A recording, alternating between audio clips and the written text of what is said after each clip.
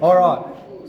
So everybody, welcome to our second unit, which is on polynomials. Now, polynomials, what that means is when we have x to the power of some integer. So we've seen in our previous unit, we were dealing with y equals mx plus c. Does anyone know the power here? It's a 1, okay? We have x to the power of 1. We have one lot of x, right? So that's what we call a linear equation. What we're looking more at now is ax squared plus bx plus c. That's going to be a quadratic. We've done those before, so we're going to do a recap of quadratics with some more complexity. And then we're leading into ax to the power of 3. All right, we call that a cubic, and a quartic, ax to the power of 4. So we're dealing with functions x to the power of 1, x to the 2, x to the 3, x to the 4. That's what we mean by polynomials. So here we have our notes booklet. I'll just take you through this a little bit. It is going to be on chapters 2 and chapters 4 in our textbook. And you can see the banding. See how some of it's highlighted in white, some of it's in grey. Now what that does is that shows you what one lesson consists of. So for example, we're going to spend one whole lesson on 2A.1. Then the next whole lesson on 2A.2, and then our third lesson, we'll do 2A.3 and 2C at the same time. Okay, so the banding represents one whole lesson. All this is on sector. Takes us pretty much to the end of the term. The test for this unit will be next term, just so we're not rushing right at the end of the term to get it done. Okay, so let's begin. Let's open up to 2A.1. We're solving quadratic equations by factorization. So we'll start slowly and build up to some more complex questions. Probably what we'll do today is we'll just answer page 2, get you guys to do some questions. We'll come back and do page 3 before we go home, leaving the rest for homework. So here we have 3x squared plus 5x equals 0. Now, with factorization, what we're doing is the opposite of expansion. We're looking at these two terms, and we want something that's common to both of them. Now, for the first one, I'm going to do this in a really long, drawn-out manner. Okay, so this isn't a way we're going to solve it. Rather, I'm just going to show you exactly what's going on here. So don't write this part down just yet. One way we could write this term here, what this means is it means 3 times x times x. That's what the first term means. And then the second term is 5 times x. Okay, so we could stretch them out. We're writing them out in a long form. Then what we're doing is we're going, okay, what is common to this term and this term? What's common to both of them? X. X exists here, and x exists here. So that means we can bring it out the front. So what we would do is we would bring x out the front, and then what's left over in brackets, well, I've pulled one of the x's out the front, so that means I'm going to have 3x here, and I've pulled that x out the front, which means I'm going to have 5 here. Okay, so that's called factorization. What we're doing is we're looking for what's common and pulling it out the front. It's the opposite of expansion. Expansion would be, if I'm multiplying this through here, we would get what we have up here. We're doing the opposite where we're pulling x out the front. Okay, so that's the factorization. All right, good. Then what we're doing is we're solving quadratic equations. So we're solving the values of x when this equation equals 0. So our first step is to factorize. All right, everyone okay with that? Really good. Then what we do is we apply the null factor law. Now the null factor law says if a times b equals 0, then a equals 0 or b equals 0. Now that's listed at the top of our page. It's the 4th dot point. I'm going to allude to these rules. Basically those 4 rules that I've listed there are probably the most important rules you can take away from year 9 algebra. That's where you start to learn them. All right, so we have the null factor law. We're going to apply this. You can see I have a times b equals 0. Well, it means either x is 0 or 3x plus 5 is 0. and then we solve both of these. So here we have a solution already, x is by itself, and over here, what I'm going to do is take away 5 from both sides, and then divide both sides by -3. Okay, so let's get you to notate that example down if you haven't already.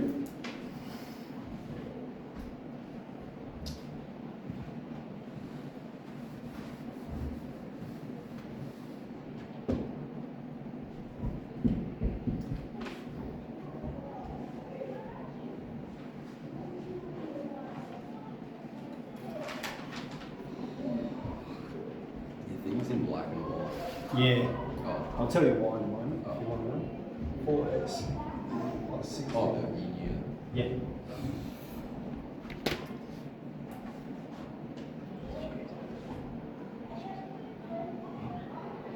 Okay. Now the other thing I'll say is right here we've found 2 solutions. Alright, we've found 2 solutions. And one way we can check if the answers are right, if it's a solution, what it means is it's a value of x that makes the left side equal to the right side. So that if we put x is 0 into this equation, we're going to have 3 times 0 squared, that's going to be 0, plus 5 times 0. We have 0 on the left side, 0 equals 0. So 0 is a solution. Similarly, if we put that number in, okay, you can put it in your calculator if you want, or you can evaluate it manually, you'll see that it evaluates to 0. We've found the values of x that make the left side equal the right side. Very good. Let's move on to the next one. So again, what we're going to do is we're going to look for a factor, and we can see x is common, but there's something else that's common as well. Anyone want to guess?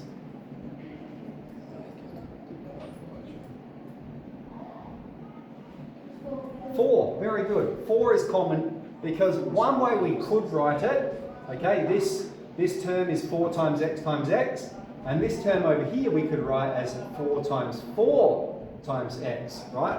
So we could express it like that, not that we need to. And if we express it like that, we can see, yep, 4 is common to both, so 4 can come out the front, and x is common to both. So that means we can factorize x, and in brackets we would be left with x plus 4. Now in reality, we're not going to write it out in this elongated form every time. We're just going to go from here straight to here.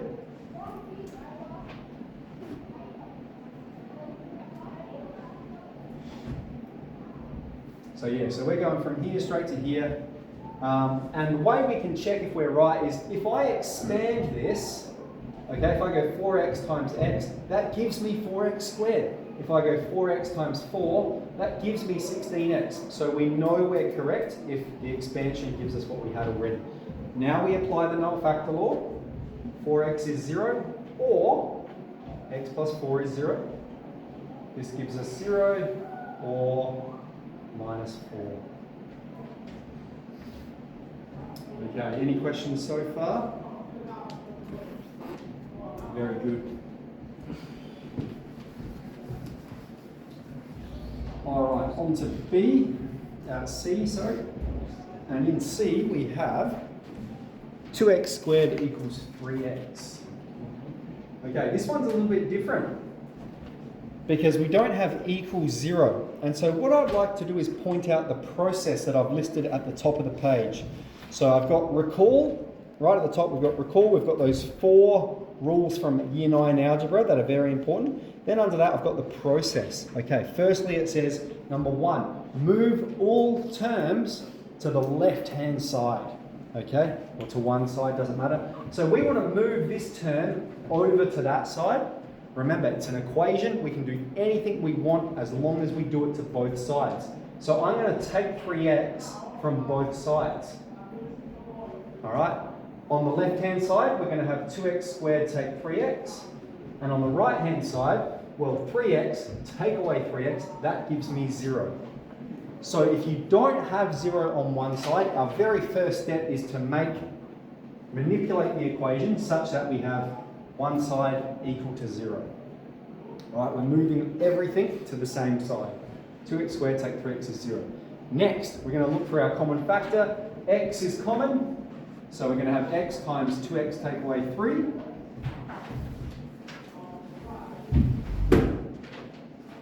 and then we'll apply the null factor law. X is 0, or 2x take 3 is 0.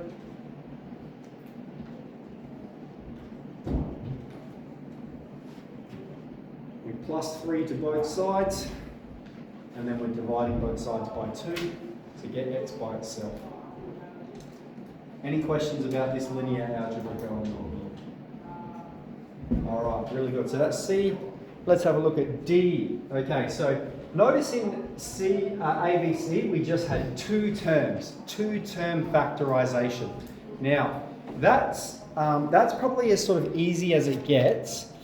And you'll notice, I'll put page numbers on our notebook this time, which is good. You'll notice on page 4, if that's a skill you need to practice, we've got some extra problems just on two-term factorization, okay? But basically from now on, it's going to get more complex than that. We're going to move to three-term factorization. So let's have a look at D. And in D, we have x squared plus 11x plus 24 equals 0. Now this here is called a quadratic trinomial. So that's quite a complex word, quadratic trinomial. And it's called that because it's a quadratic equation with 1, 2, 3 terms, tri meaning 3 terms. Now when we have a quadratic trinomial, there's a factorization process hopefully we've learnt in year 10. It's called the cross product method. What we're going to do is we look for two numbers that multiply together to give us 24. Okay? Two numbers that multiply together to give us 24 and then add together to give us positive 11. So what I like to do is just list the factors of 24. We have 1 times 24, good, 2 times 12, 3 times 8, and 4 times 6. Those are all of the factors, right? Those are all of the factors of 24. So two numbers that multiply together to give us 24, but then we have to add them together and they give us 11. Well, 1 plus 24, that's 25. So that's not the answer. 2 plus 12, that's 14. So that's not the answer. 3 plus 8, that's 11. So that's what it factorizes to. And so they're both positive, positive 3 and positive 8. So we're just going to have x plus 3, x plus 8 is 0.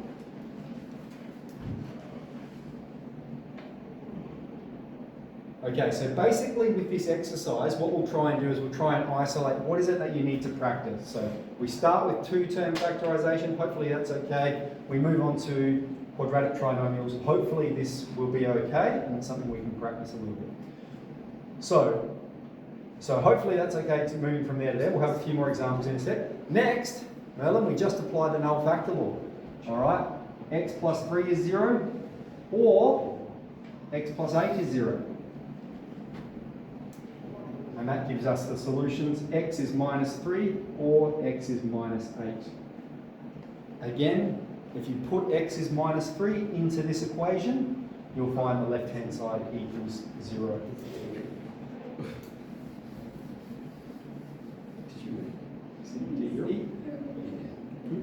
All right. So let's do E and F together. So we have for E, x squared plus 6x plus 8. All right, so now we want two numbers that multiply together to give us 8. So I'm going to list the factors of 8. 1 times 8, 2 times 4.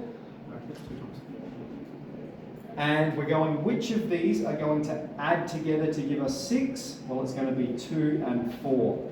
So we have x plus 2 times x plus 4. Again, another way that we can check we're right, hopefully we would remember how to perform FOIL. If you expand this, you will get what we started with. We're doing the opposite. Let's apply the null factor law.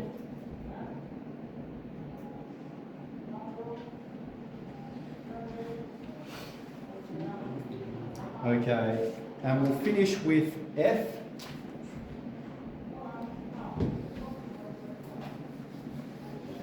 For now.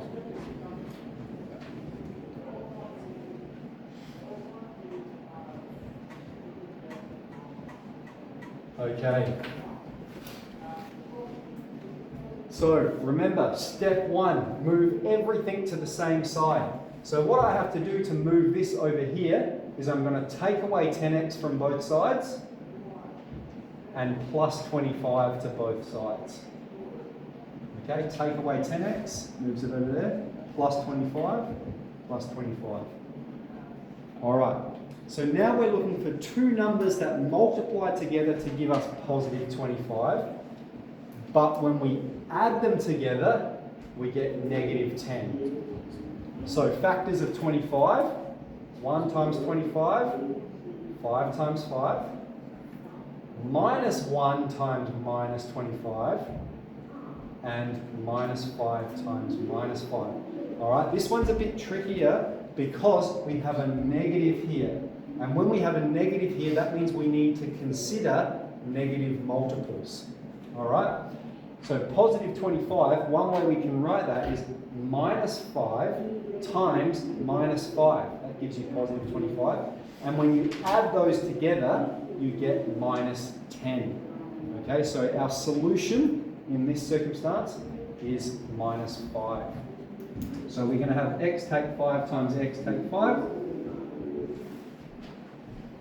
Now one way that could be written is it's the same as x take 5 squared, isn't it? That's one way that it could be expressed. Okay? Now if we're solving this, we apply the null factor law. I'll go back up here and we'll apply the null factor law. X take 5 is 0, or x take 5 is 0. We have the same solution, x equals 5 in both circumstances.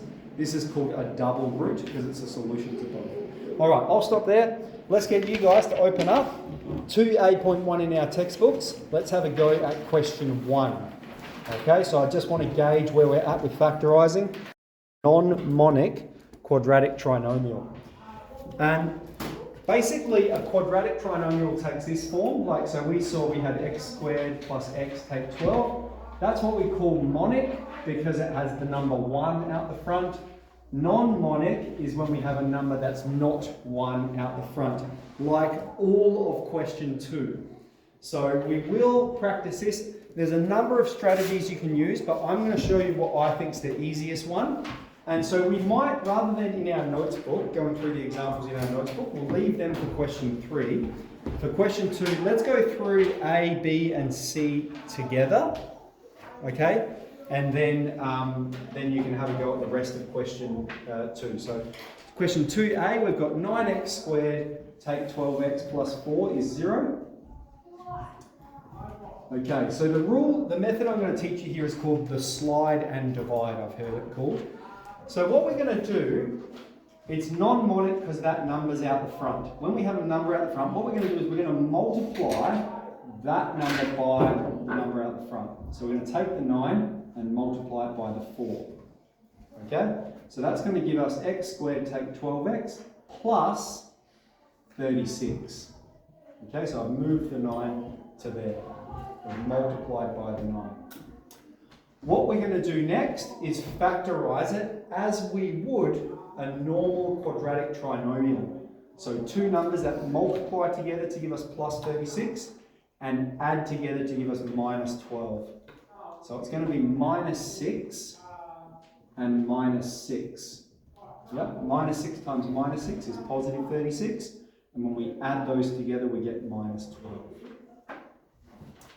Okay, however, we can't go on and apply the null factor law straight away because we multiplied by 9, which means we need to divide both terms by 9. So I'm going to put divide by 9 here and divide by 9 here. Then those fractions need to be expressed in simplest form. So the simplest way we can write 6 divided by 9, well, 6 divided by 9, okay, we can divide both the number at the top and the number at the bottom by 3. The simplest way we can write it is 2/3. All right, so we're going to express both of those as 2/3. And by the way, because it's the same thing, we can just have it as squared. All right, it's x take 2/3 squared. Now, one more step, we're going to move that 3 out the front here. So we have 3x take away 2 squared.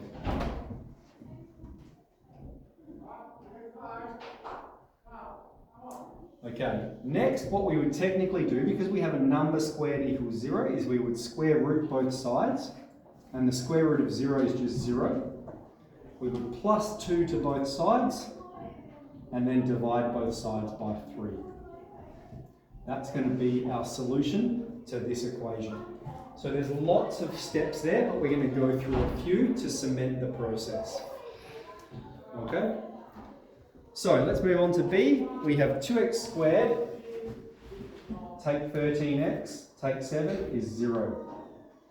Okay, so our first step is to multiply through the 2. So it becomes x squared, take 13x, take 14. Okay, then we try and factorize it. We're looking for two numbers that multiply together to give us minus 14, but add together to give us negative 13. So that's going to be negative 14 and positive 1.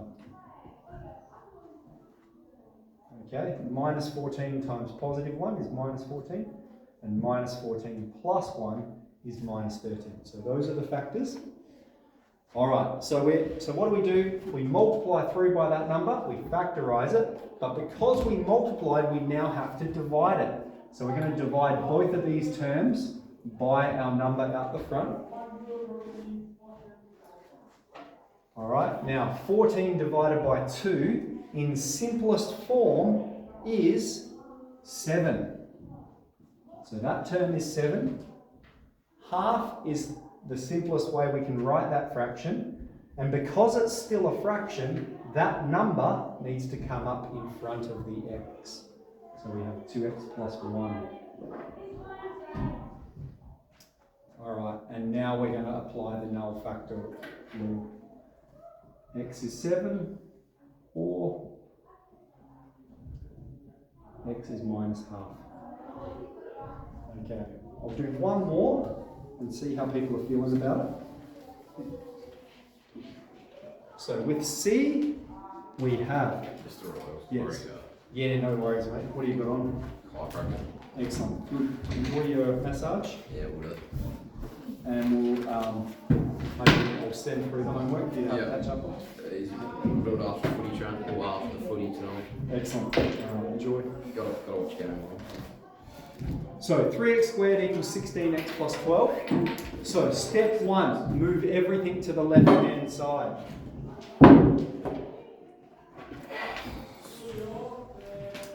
Okay, now step 2 is going to be to multiply the last term by 3. Mel, you getting this? Right? Yep. Ruby? Yep.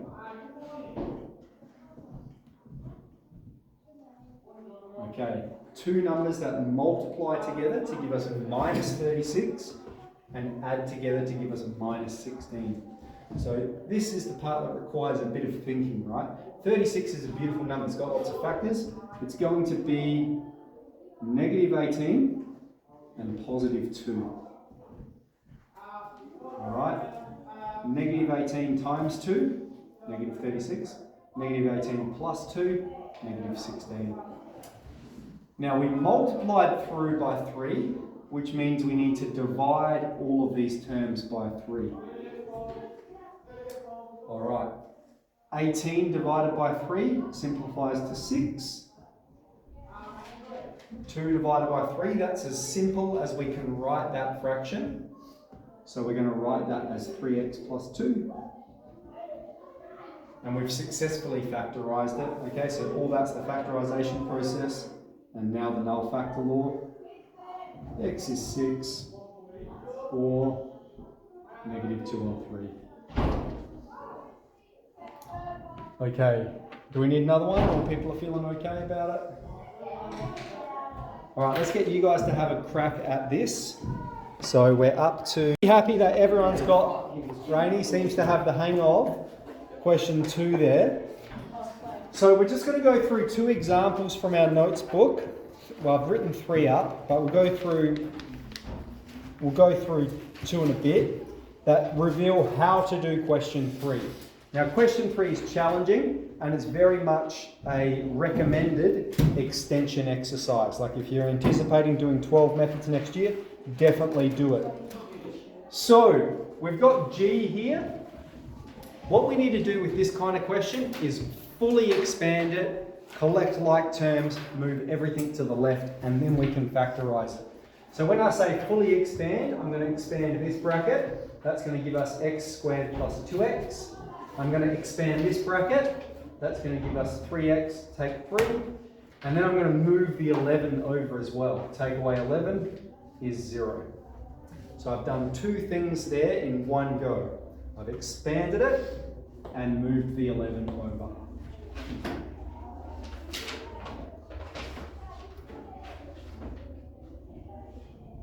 Alright, next what we'll do is we're going to collect like terms. So I'm looking along, I've got no other x squared terms. I do have positive 2x and positive 3x, and when we combine them, when we collect those together, we get positive 5x. And I have minus 3 and minus 11. So minus 3 take away 11, that's minus 14. Alright, now it's in a form that we're familiar with, ready for us to solve. So the only difference here is that there's a couple of steps beforehand that involve expanding and collecting like terms.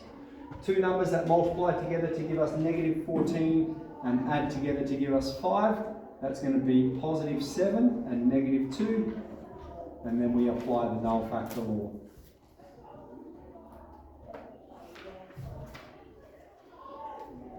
Okay, up here with H, so we've got G there, we're on to H. Up here with H, what we do first is move everything to the left-hand side.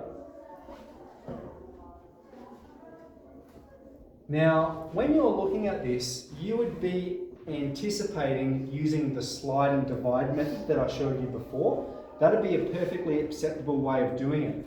But what I've noticed about all of these numbers is they all are divisible by 2. In fact, if we divide both sides of the equation by 2, it would simplify to x squared plus 8x, take 12. Now, because we've done that, the solutions to this equation are the same as the solutions to this equation. And this is much easier for us to factorize. Where's the plus? There, perfect, great, thank you, Rainey, well done. Yep. That should definitely be plus. The solutions to this equation will be the same as this one, very good. Okay, so we can factorize that. 2 numbers that multiply together give us 12 and add together 8, that's going to be 6 and 2. And then null factor law. Very good. Okay, on to I. We haven't seen anything like I before. This is new. We have a fraction on one side and a fraction on the other. What we're going to do is cross multiply the denominator. So I'm going to multiply both sides by 2x. Alright? And what that's going to do is cancel 2x here. And I'm going to multiply both sides by 4. Alright, so I'm going to write both up. So I'm multiplying both sides by both denominators. And the reason that's good is because what's going to happen on the left side, I've got 4 and 4 will cancel. And on the right side, I've got 2x and 2x will cancel. And so then the equation that we're left with is we have 2x times x plus 1 equals 1 times 4. Okay, what we're going to do is expand over here. We'll have 2x squared plus 2x is 4. We'll take away 4 from both sides. And now that's the quadratic that we're solving. Again, I would be looking along and going, well, we can divide all of that by 2. 2 is a common factor, so we can divide all of it by 2. and then factorise two numbers that multiply together to give us -2 would be +2 and -1, and then null factor 1. Okay, so with the fraction 1, what we have to do is cross multiply the denominator. It's called cross multiply because this was the original question, x plus 1 on 4 equals 1 on 2x. Is we're going that times that one, and that times that one. We're crossing the denominators to multiply. All right, so that's enough to do question 3. I'll stop there. My recommendation is that we do 3.